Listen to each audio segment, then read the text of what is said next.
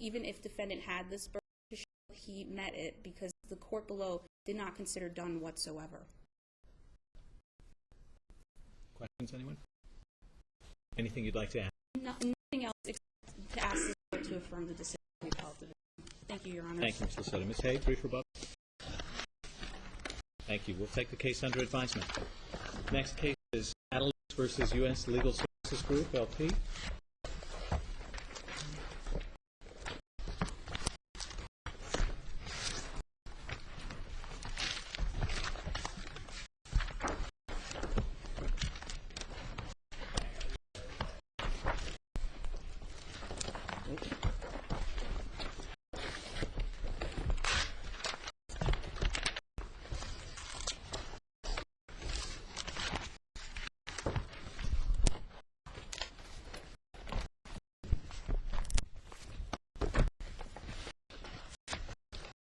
Please have appearances of counsel.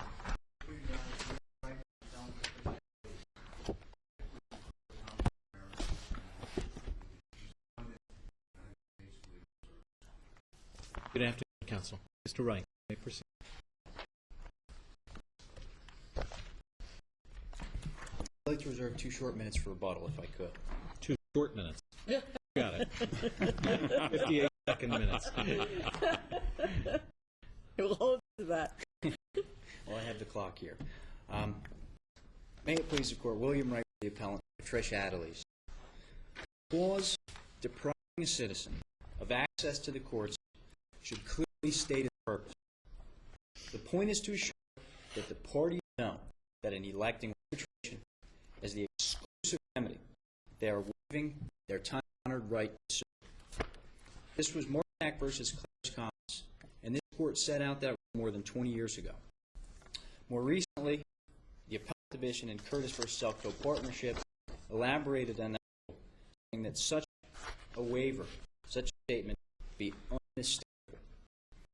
The provision at issue in this case is an arbitration provision. It's lengthy and confusing, but most importantly, it's completely silent as to the parties' right of access to the courts. There's no mention of a waiver of the right to go to court. There's no mention of the arbitrator's exclusive jurisdiction. The only possible manner in which the provision issue in this case can be read to affect such a waiver is by implication. And I submit that under New Jersey law, that's impermissible. Let's look at the actual language and tell us what's unclear. It says, in the event of any claim, the claim or dispute shall be submitted to binding arbitration, and any decision of the arbitrator shall be final. What's ambiguous about that? There's nothing necessarily ambiguous about it, but the waiver, the position that the trial court and the Appellate Division took, the waiver of the right of access to the court, is implicit in that statement, if it exists at all. And a statement that's implicit on the one hand can't be clear and unmistakable on the other hand. The two are mutually exclusive. But if it's final, what else is there? Well, that goes to the nature of the proceeding. The nature of the arbitration proceeding, if it were mutually agreed to, would be final. It would be binding. The scope and the nature of the proceeding aren't at issue here. Do you think that every member of the public knows what arbitration is? Every uneducated member of the public really understands what an arbitration proceeding is? Absolutely not. And I think that's exactly why it's so important that an explicit statement about your right of access to the courts be given in a provision in a contract that purports to require such a waiver. Our courts have never, when confronted with the issue of clarity and unmistakability, upheld a provision that lacks such an explicit statement.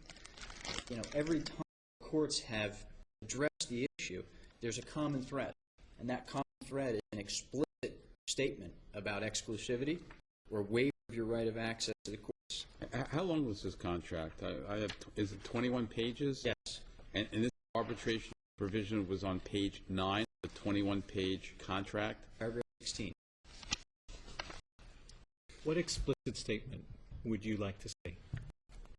To paraphrase the amicus and their application, the English language is marvelously varied. There's plenty of examples out there in the case law. In the Markdale case, the language was, I understand that I'm waiving my right to a jury trial. In the Curtis case, the language was, instead of suing in court, we each agree to settle disputes except all claims only by arbitration. In Griffin, the language was, parties understand and agree that they're waiving their right to maintain other available resolution processes, such as a court action or administrative proceeding. In Bruno versus McGran, the language says, any dispute involving our directors, officers, employees, and agents shall be resolved as set forth in this agreement and not in a court of law. But in all of those cases, we've allowed the case-by-case development. Looked at the language that the parties themselves chose to put in. We're now asking us to say what language must be inserted in all arbitration agreements. Is that what you're asking us to do? Of course not. As long as there's an explicit statement. It has to be explicit. It cannot be implied if it is to be clear and unmistakable. And what do you say about this language is applied? So she pointed out the word is repeatedly stated. The parties shall agree. Where's a carve-out that could have been interpreted here? From that word shall, you can imply that there's no other option, that you can't go to court, that you can't proceed with a jury trial. But it's not explicit. There's no express statement letting the reader know that they do not have any other option. It's implied, and that's inappropriate under the law. Your position is that someone who would be subject to such a claim shouldn't have to guess. There should be no surmise. There should be no need for inference. It should be express. Exactly, and that goes to the importance of the right that is at issue, the importance of our rights as citizens to have our dispute indicated in court. Yeah, but because these are provisions that are in contracts of adhesion that people with all types of different educational backgrounds will see. Some people who will not have any higher education other than high school. And it seems to me you're arguing that the even at least educated of our citizens should be able to understand what they're giving away.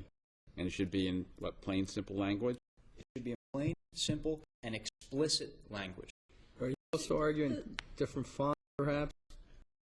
Should the clause also indicate that maybe of certain rights, such as consumer fraud claims, or if it's automobile, Magnum Moss Warranty Act claims, should that all be included in there? Well, there's a case law out there to that fact, and we, had thought about this, and really the scope of these provisions, when they're read to say any and all claims arising out of, that's been read by our courts, and I believe this court as broad enough to encompass those types of claims without being specific as to each claim, presumably because, just like what I mentioned the court to do today, there is an explicit statement that any and all claims. There's nothing implicit about that.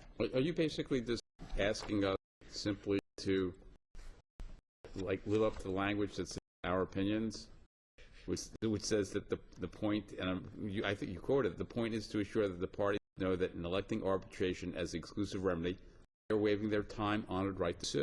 Exactly. When we've dealt with those questions about statutory rights and so forth, we were considering whether the language was explicit enough in order to take that particular claim and force it into arbitration.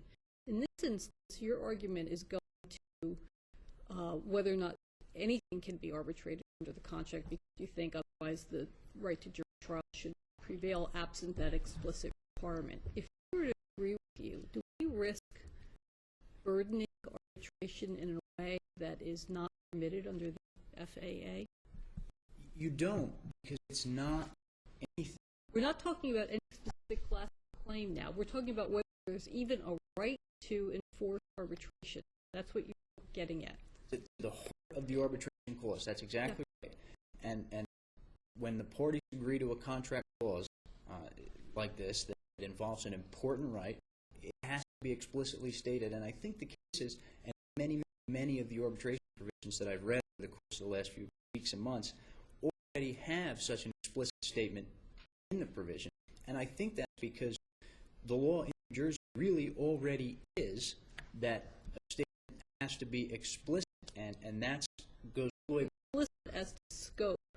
But we're now saying, you're asking us to say it must be explicit in order for it to actually be an arbitration clause. Are we burdening arbitration in a way that we don't burden otherwise contractual terms? I don't think so, and I don't think so because that arbitration provision, whether it's, and it goes to the marvelously varied nature of the English language that I said before, it's not a burden to put the person on notice that they're agreeing to something they might not otherwise know that they're agreeing to. And that really goes to the contract defense, mutual assent and understanding. If you don't know that you're giving up this right, you can't be said to agree to it. Does the mortgagee in a mortgage have to say, you agree to pay me every month until the loan is paid off, as opposed to the normal mortgage language? Or is the mortgage invalid? Well,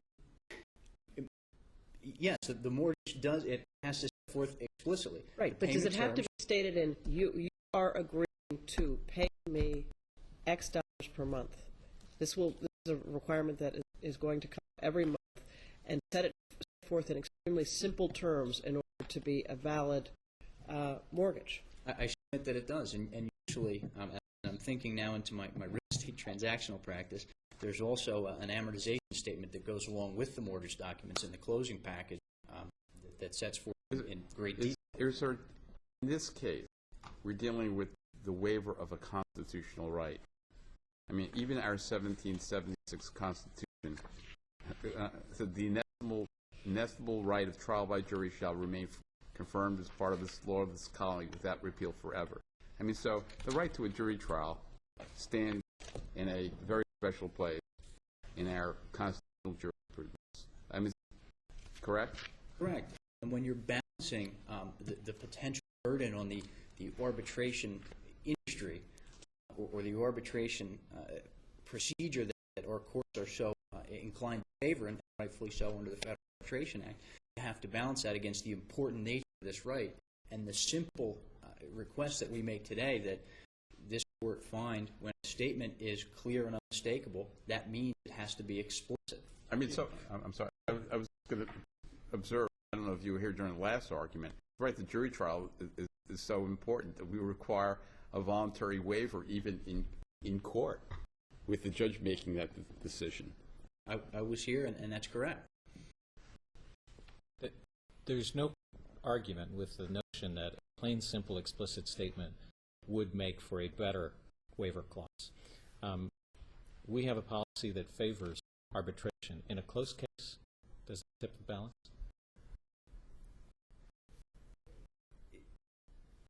The policy of the Federal Arbitration Act and the New Jersey Arbitration Act is yes. All these provisions are supposed to be liberally construed in favor of arbitration, and in many contexts, and particularly in dealing with the scope question that we talked about before, they are.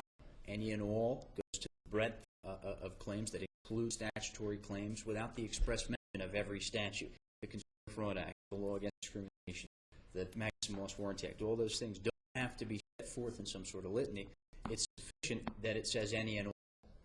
But I submit that when we're talking about the scope argument for a minute, if the provision said something like, disputes shall be submitted to arbitration, does that mean any and all? Is that broad enough? Is that explicit? And I'd say, no.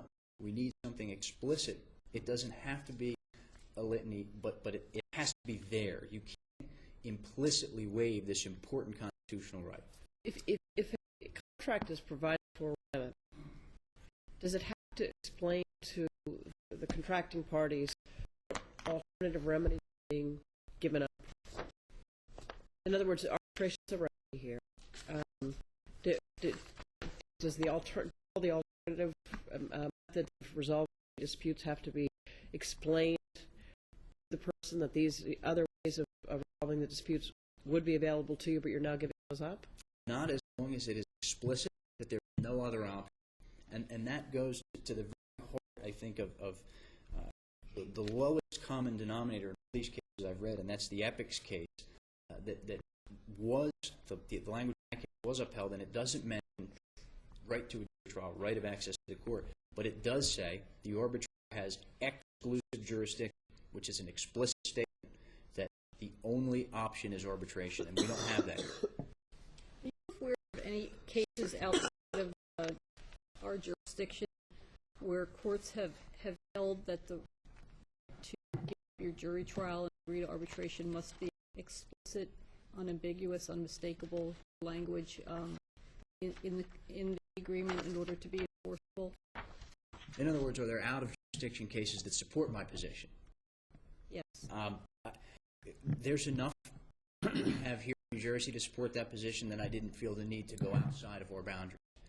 Well, I'm asking the question for the reason that relates to the earlier question. Are we risking running afoul of the FAA if we were to accept your position? I don't believe we are, because I don't believe we are hampering the arbitration process in any way by letting people know what they are agreeing to. In fact, I think that would make the process better if those who would agree. Certainly you can make that argument. I don't dispute that. I mean, arbitration provisions are showing up virtually almost everything that's put in front of someone to sign, and it's becoming ubiquitous. So I understand your desire to argue for a very explicit statement that someone is walking away from their right to pursue a claim in the state court system. But I just fear, and I'm looking for help from you, that if we were to agree with you and require that explicit statement, we wouldn't, next be facing an argument that our decision ran afoul of the FAA.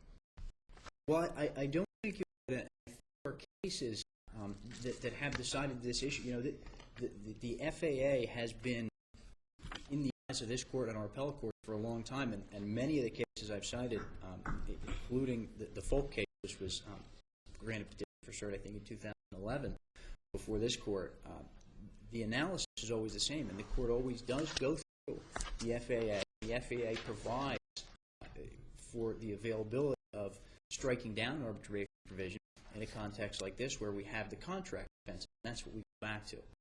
The mutual assent, the mutual understanding. There's actually a savings clause in the FAA that says, save, I think it's quoted, save for state contract law grounds.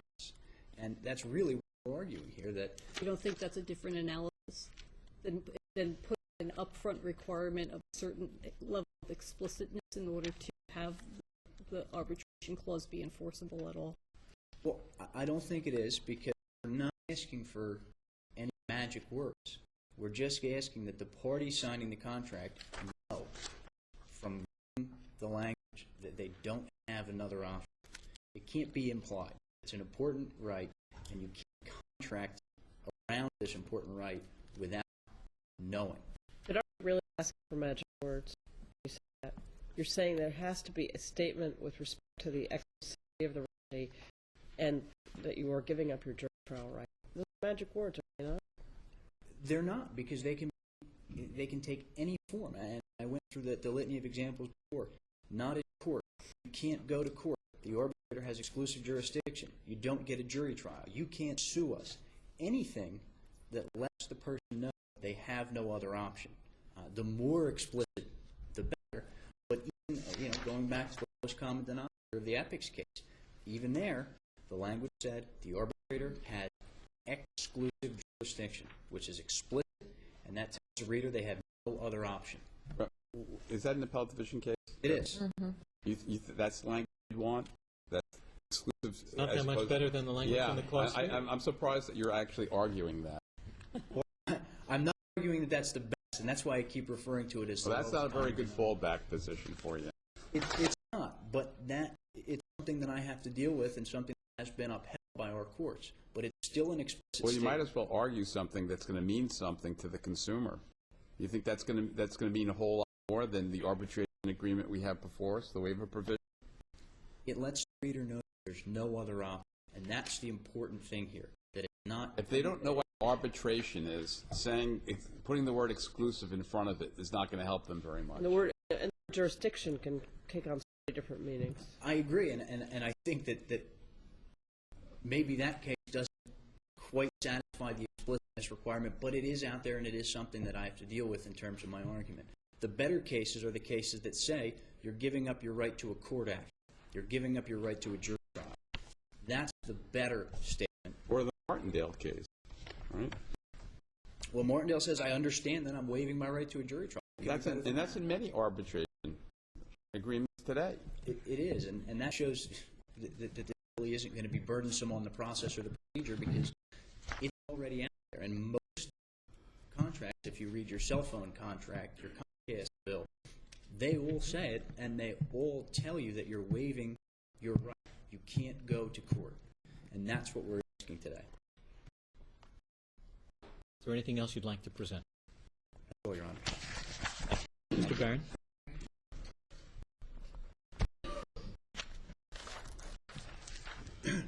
Please the court in Leodardi and repeated in Hofsnowski versus Van Skate Park in 2006. This court wrote, however, a state cannot subject an arbitration agreement to more burdensome requirements than those governing the formation of other contracts. And that quote came from federal cases where the FAA was discovered or was discussed, and also dealt or predicted what the Supreme Court would say in AT&T Mobility, that contracts for arbitration cannot be treated any differently or more burdens placed upon them than any other contract. And that's exactly what's going to happen if this court determines that there's special language or requirements for a arbitration contract to be enforced. This is something special that an arbitration agreement should be understandable to a member of the public?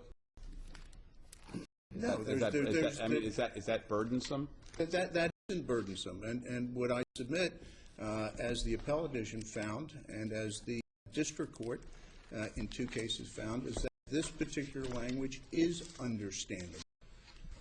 Remember that in in Folk, Judge Sabatino wrote, by its very nature, agreement to arbitrate involves a waiver of a party's right to have her claims and defenses litigated in court. You have an option. You can arbitrate or you can go to court. And but it doesn't say that. What do we do with the promise that we've made in various of our cases, in Garfinkel, in Marchak, in Martindale, where we've actually said that the point is to assure that people are waiving their time-honored right to sue? Doesn't that mean that a member of the public should know that they have a right to sue and that's different from arbitration? There's two threads in the cases. There's the first thread that says an arbitration clause is a matter of contract. And we look at the language, the circumstances, and we judge what the parties agreed to within the four corners of the agreement. The 21-page agreement here, all 21 pages. This is on page, 19? And what the appellate division... It's a lot to read there. And what the appellate division pointed out with, it was clearly demarked, and it was just inches away from her signature. So it may have been part of a 21-page agreement, but it was very close to where she signed the agreement. Mr. Barron, as much as we enjoy having both counsel come argue these kind of cases in front of us, tell us why we shouldn't insist on a simple declarative statement along the lines of, I waive my right to resolve the case in court. One of the reasons is, again, I think it puts a different burden on arbitration than contracts as a whole. But the other problem is you have vendors and suppliers who come all across the country and they do some part of the business here in New Jersey. And New Jersey would require special language different than other parts of the country, and that would place a burden on interstate commerce, which would run afoul of the FAA. How about footnote 6 of AT&T? You familiar with that footnote? Mobility versus... Judge, you're stumping me on... I'm not looking to stump you. So in footnote 6, which you cited the case, I did cite the case. I cited Okay. the appellate division. Okay, so footnote 6 says, and I'm quoting it, "Of course, states remain free to take steps addressing the concerns that attend contracts of adhesion. For example, requiring class action waiver provisions in adhesive arbitration agreements to be highlighted. Okay, such steps cannot, however, conflict with the FAA or frustrate its purpose to ensure that private arbitration agreements are enforced according to their terms." So, that, I mean, they give the example of, you know, you can have an arbitration, agreement, but a state can demand the highlighting of the waiver provisions. So, what's the difference between a requirement, and this is a U.S. Supreme Court case, that says, for an example, you can require highlighting, then putting in language as suggested by the Chief Justice. You know, you're giving up your right to a jury trial. Is that any more burdensome than saying that you have to highlight the provision? I think it is, because you're treating it by the text differently than any other text in a contract. I think that's the distinction. The second part, I mean, you have two lines of thought. You have waiver cases, and then you have the contract cases. And they come together, and quite frankly, the jurisprudence in the state is very confusing about it, because if you say you have to waive a right, then you go to State versus Johnson in the criminal context. You have to show it's a known right, and it was voluntarily waived. Well, we don't have to, you know, go through teasing, get out the slippery slope here. A person of common intelligence will be able to understand that they're giving up their right to a jury trial just by reading the language, simple and plain. And should we treat this area of special importance because the right to a jury trial has been enshrined in our constitutions from the beginning of the Republic? Our first constitution only had like two rights. One of them was the right to a jury trial.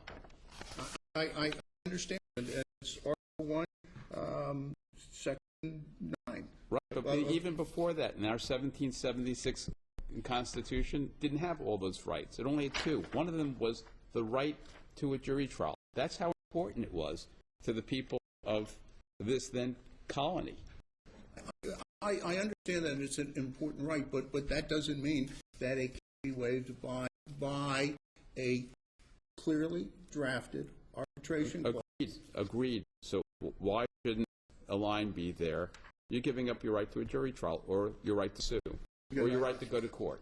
I think that's a requirement that they have an impact on the ability of companies to come to New Jersey. You really think adding that line, the very line that is in the Martindale contract and that is in thousands of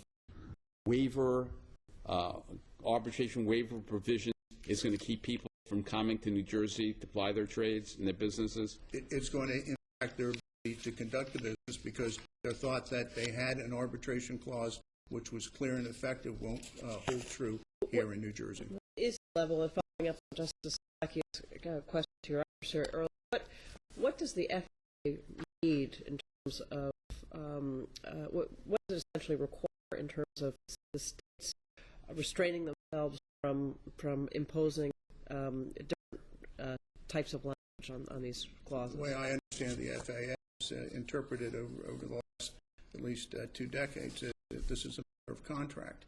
And the states have to analyze arbitration agreements as a matter of contract, subject to defenses such as unconscionability, coercion, duress, or fraud. Justice Thomas takes the position that goes to the inception of the contract.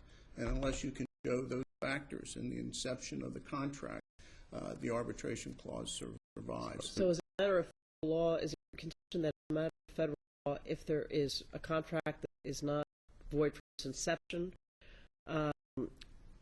that contract language is valid? Well, that's what Justice Thomas says, to make the fifth vote on AT&T and the subsequent case, American Express, that it goes to the formation of the contract. Any out-of-court, this is following up on Justice Lavecchia's question that she asked her adversary. Are you aware of any out-of-court states, out-of-court jurisdictions, out-of-state jurisdictions? You mean any place other than New Jersey? That's right. Federal or state, where the FAA has been determined, where it has been determined that the FAA was violated because a court determined that the failure to have language such as the right to sue, the right to go to court, the right to a jury trial, its absence invalidated a waiver provision. I'm going to have to admit the limitations of my research. AT&T has been cited 744 times since 2011, and I didn't read all those cases. My answer to the justice is I don't know of any of those cases. Let me just ask it a slightly different way. I make it the same answer. Are there any cases from other states that require an explicit waiver? I don't know of it. I don't know. The court wants further briefing. If You in know where to fact, find us. if in fact, hypothetically, New Jersey were the only state that imposed express type of waiver language, what would be the impact on the FAA? I think it would be a violative of the FAA and subject to review. If you look at Curtis, the requirement that it be understood. Can I ask you, why is the example given by the U.S. Supreme Court in AT&T requiring you to highlight, okay, now you got to change something, you got to put it in bold, maybe you have to increase the font, any more burdensome than putting in the line, you're giving up your right to go to court? Well, it doesn't go to its terms. That's, I think, the important part. I think it's a notice by the nature of the agreement that you're saying, we want to make sure that you see this, but it doesn't change the terms of the contract, which the FAA should be enforced by its terms. And I think that's, I think that's the distinction, but you should also remember that the appellate division made particular notice that this particular provision is it's headlined in bold headings, arbitration, and then it goes, then the appellate division went through it and discussed how it outlined that if you go to arbitration, these specific things happen, which is very different than if you go to court where other things happen. Mr. Barrett, I think all of us can draw some of our own experience in seeing some of these agreements that you get, and will specifically say something like, if you live in South Dakota, North Dakota, or something, provision such and such doesn't apply. This is the provision that does apply. Obviously, people have been able, corporations have been able to incorporate individual state requirements into what is otherwise a contract of adhesion. Why can't they do the same thing here to accommodate a New Jersey specificity rule? I guess they could. In fact, I saw an agreement last night. Not like that, right? No, but if it was it made exceptions for California, North Dakota, and some other state. But there were specific reasons for it. But here, this would be a court-imposed rule limiting the effect of an arbitration clause, and that's what AT&T... Not limiting, explaining it. Explaining that arbitration equals no jury trial, no right to go to court. But you're only doing that for an arbitration agreement. For example, other clauses that you see in franchise agreements, you could have a clause in a contract saying you are waiving your right to a jury, but still have a right to trial. There's foreign selection clauses, choice of law clauses. All of those apply, and now you're saying that there's a special rule for this, and I think you run afoul of the general trend, and it's a strong trend because the Supreme Court, the United States Supreme Court is jumping on the California Supreme Court, the Supreme Court of Massachusetts, who want to do it their way, and they're saying, no, you've got to do it our way.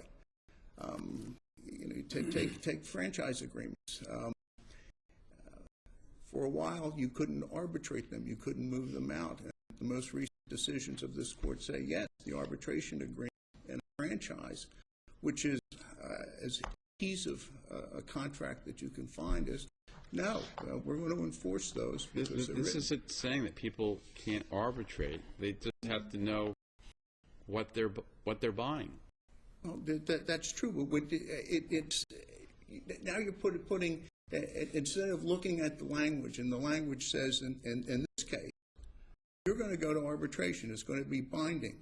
These are the processes that we're going to follow. The rules are going to be through AAA or whatever. We're lawyers. We understand it. With a person 18 years old just getting out of high school, having to sign one of these 21-page contracts, regardless of how close her signature is to the waiver provision, be as illuminated as you and I about the meaning of this? Well, they more closely would be illuminated by me as opposed to the justice. But what I can say is you're ignoring. You're ignoring the language from this court that says when you analyze the contract, you look at the objective language. You really don't look at the real intent of the parties because the objective language defines. If we were to simply hold that the language in this contract is insufficient to clearly convey to the signer of the contract that they agreed to arbitration to the exclusion of any other rights, same result, the language would change. But would we risk running afoul of the FAA if we were to do it that way? I think so, because the general contract provisions are that you read what the parties, what the agreement says, and the assumption is by signing that contract, you agree to those terms, and those are the terms that are expressed. And if you go through the terms in this particular agreement, there's no doubt that the only place you go for any claim, either under the contract or its performance, is to arbitration, which will be decided by one arbitrator. Tell us specifically, why would we run afoul of the FAA? Because I think you're putting a specific burden on an arbitration clause that's not found in any other contract. You mentioned form selection clauses. An argument can be made that a form selection clause doesn't tell the reader what the ramifications are for limitations, for the types of claims that are available, and so forth. Would you say that is a significant clause potentially as an arbitration clause in terms of the substantive rights that a person may be giving up by picking the law of whatever state? Yeah, no, it is, and you have to also look at from the other party side. Why do they want arbitration? Why do they want form selection clauses? Because it gives them some predictability on how their cases and disputes will be handled. It's not just a one-sided analysis, and instead of having a 21-page agreement, if we had to be explicit about all of these things, we could have a 121-page agreement. And that's why the phrase, any dispute, is important, because as they discussed, as a court Judge Leihart discussed in Curtis, that's a broad phrase. It's designed to mean everything comes in, and even if we don't comprehend it, because I don't know what Mr. Wright's theory might be on any different case, and they don't know what my defenses might be, so you make it any, so it's all inclusive. So we go to arbitration, and all the rights are preserved in arbitration. The only thing that they are giving up, and it may not be... So we've already said in Garfinkel, a clause depriving a citizen of access to the court should clearly state its purpose. That's what we've said. If we were to decide that in accordance with that language, you would be required to put in arbitration waiver clause words to the effect you're giving up your right to a jury trial, the right to go to court, the right to sue. You're saying that that's going to be a violation of the FAA. That's, Yes, yes, yes. and therefore we'd have to basically sort of go back on what we've said in those cases? Or you think that we've written too expansively in Garfinkel? I do, and the justice to your left knows that I'm not particularly learned in a lot of areas of law, but when I started to do the research for this case, I found the AT&T case, and I read Garfinkel, and I said, I don't think this is going to hold up too much. Well, that came out after Garfinkel. Excuse me? That came out after Garfinkel. Yeah, I understand, but I thought Garfinkel, with these particular requirements, and when it starts off as one of the goals of the state is to eradicate the cancer of discrimination, you had an idea where the Garfinkel court was going to go. But and Garfinkel, I understand, has been limited to the employment discrimination world by Apex, but still, you got to look at. I think the jurisprudence of the Supreme Court is you have to look at it not as a special clause, not as anything other than one clause in a contract, and to treat it by its terms and to enforce it by its terms. In fact, that when you look at the different types of clauses that can exist that determine the substantive law that governs and what claims are available, those claims may have a bigger impact on the plaintiff's right to achieve a remedy than arbitration. Isn't that a fair statement? Given It is a fair statement, and that's why you have 50-page franchise agreements which just have paragraph after paragraph after paragraph limiting the rights of the franchisees to bring claims, and there's certainly contracts of adhesion, but they're upheld every day by the courts in this state and by the courts in other states. They don't treat them any differently. And I just suggest that if you have a functional test, as described in Curtis, you come to the conclusion that reading this agreement as a whole, the only option available to the party was to arbitrate this dispute, either through AAA or through the other service that I forget. mediation service? The mediation service. Mediation Where all the good judges go. Mr. Barron, I think we understand your position. Other questions? No. Anything you'd like to add? Yes, sir. Thank you. Thank you. Mr. Ryan, brief rebuttal? Very well. And I want to thank Mr. Barron for clearing up that Justice Fernandez is left of Justice Alvin. We have that on the record. We'll take the matter under advisement, all of them. That place is in good standing. Thank you. Mr. Forrest, is Mr. Rack here? Next is in the matter of Samuel Rack. Step forward.